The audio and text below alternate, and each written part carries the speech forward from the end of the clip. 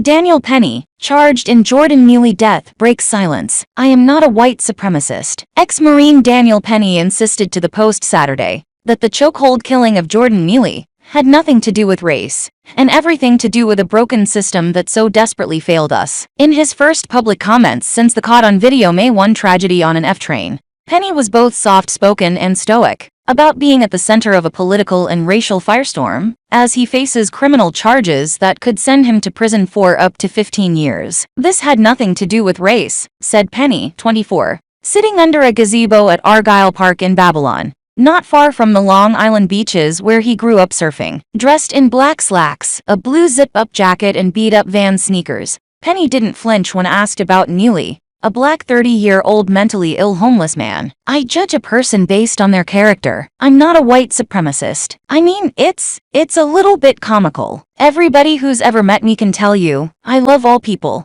I love all cultures. You can tell by my past and all my travels and adventures around the world. I was actually planning a road trip through Africa before this happened. He is not a vigilante, Penny said. I'm a normal guy. The confrontation on the train began after Neely allegedly began yelling at other strangers and throwing trash. Penny said he could not go into detail about the events that then transpired because of his pending case, but he indicated it wasn't like anything I'd experienced before. This was different. This time was much different, Penny said. He paused and said again, this time was very different. Penny's attorney Thomas Kenneth of the Manhattan law firm Razor & Kenneth said that fellow F-train passengers will back up his client's account. I can tell you that the threats, the menacing, the terror that Jordan Neely introduced to that train has already been well documented. I don't think it's going to even be controverted. There are numerous witnesses from all different walks of life who have absolutely no motive to do anything other than to recount what actually happened. They are uniform in their recollection of events. Penny said he was coming back to Manhattan from school and was en route to his gym on West 23rd Street when the chaotic encounter erupted. He did not want to name the school where he is studying architecture. He is now taking classes remotely. I was going to my gym, Penny said. There's a pool there. I like to swim. I was living in the East Village. I take the subway multiple times a day. I think the New York transit system is the best in the world, and I've been all over the world. Penny seized Neely around the neck and dropped to the floor,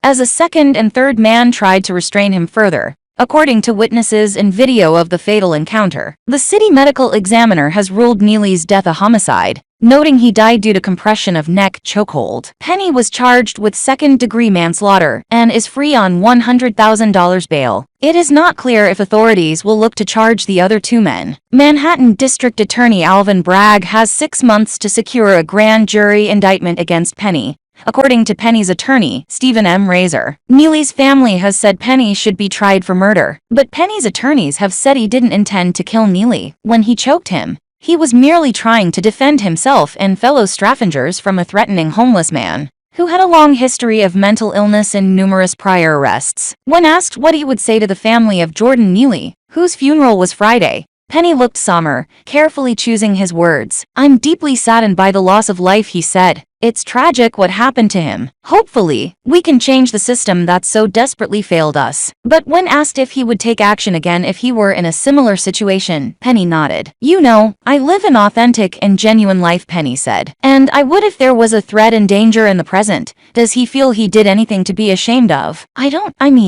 always do what I think is right. The Post read Penny the statement made by the Rev. Al Sharpton at Neely's funeral in Harlem Friday. We can't live in a city where you can choke me to death with no provocation, no weapon, no threat, and you go home and sleep in your bed, while my family has to put me into a cemetery. Penny nodded, but said he was not sure who Sharpton is. I don't really know celebrities that well. He added that he does not watch the news. While he is aware of some of the negativity toward him, and said he was somewhat surprised by the media onslaught, he remained philosophical. If you're faced with all these challenges, you have to remain calm. What's the point of worrying about something? Worrying is not going to make your problems disappear. I attribute this to my father and grandfather. They are very, very stoic. Penny said he gave up social media years ago. I don't follow anyone, and I don't have social media because I really don't like the attention. And I just think there are better ways to spend your time. I don't like the limelight. Penny, who has 3 sisters,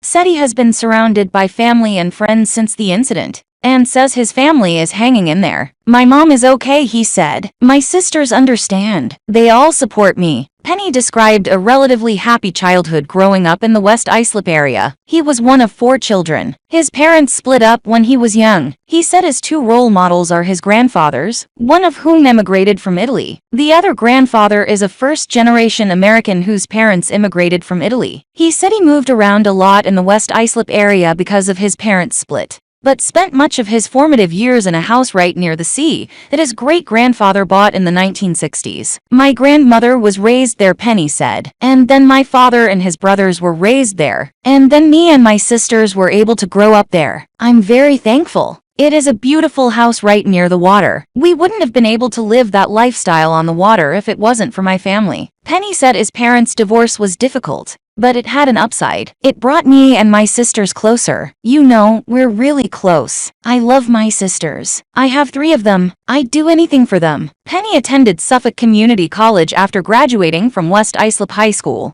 where he was a lacrosse star before enlisting in the Marines. Growing up in the wake of 9/11s and the terrorist attacks in a community full of firemen, first responders, police officers, it was like I needed to serve my community in some way. Penny was deployed twice with the 22nd Marine Expeditionary Unit. We went to Kuwait, Bahrain, Oman, Jordan, Greece, and Spain, he said. We stayed off the coast of Iran for a bit. It was during that whole drone thing when they were shooting stuff down and stuff. Penny also went to Okinawa, Japan. I love to travel, he said. It really changed my perspective of the world for sure. I'm very thankful for being able to travel so much. Just the friendliness and welcoming of everyone and everywhere that I went to. And even before I deployed, you know, a lot of my friends I served with in my platoon came from all over, a lot from Central America and Mexico. That, you know, I've opened up my eyes to their cultures and their perspectives. I loved leading Marines, and I love being around Marines, he said of his service, where he eventually achieved the rank of sergeant. I love helping people. Penny said he didn't try to become a leader in the Marine Corps. Penny said he didn't try to become a leader in the Marines. I just did what I had to do. And I think growing up in a majority female household, you learn to lead in different ways from an early age. You learn to have compassion and humility and disregard your perspective and show compassion to other people's perspectives as well. Leaving the Marines was a tough transition. I really missed the interaction, he said. I missed the adventure, you know. So last summer, I decided to drive from New York and do a road trip through Mexico and Central America, all the way to Nicaragua. Penny said he drove cross-country and then down to Mexico, mostly by himself, but with a friend part of the time. He got caught in a bad hurricane in an enchanted forest in Oaxaca, he said, and was trapped on a mountain for 48 hours. My car got stuck in a landslide, Penny said. We had to hike and find a local village to come help dig us out. They were so friendly and kind. They really treated me like family. You hear so many bad things about these places, Penny said. I just wanted to see for myself. And thankfully I was proven right that these people were always welcoming and friendly, and treated me like family everywhere. Penny said he was sitting in a coffee shop in Guatemala last year, when he said he suddenly felt overwhelmingly at home. I was in Antigua, Guatemala in a coffee shop, and I was just kind of overwhelmed by a sense of home, even though I couldn't be further from home, you know. So I attribute that obviously, the locals there, they were very welcome, and also the structure I was sitting in. It was there I decided I wanted to study architecture, and maybe help inspire other feelings of home for other people. Penny said he owes his calm demeanor to his many days on the water, and said he planned to surf Saturday afternoon after the interview, to blow off steam. I've been surfing my entire life, he said. Growing up on the water, growing up at the beach. It's what my father and grandfather did too.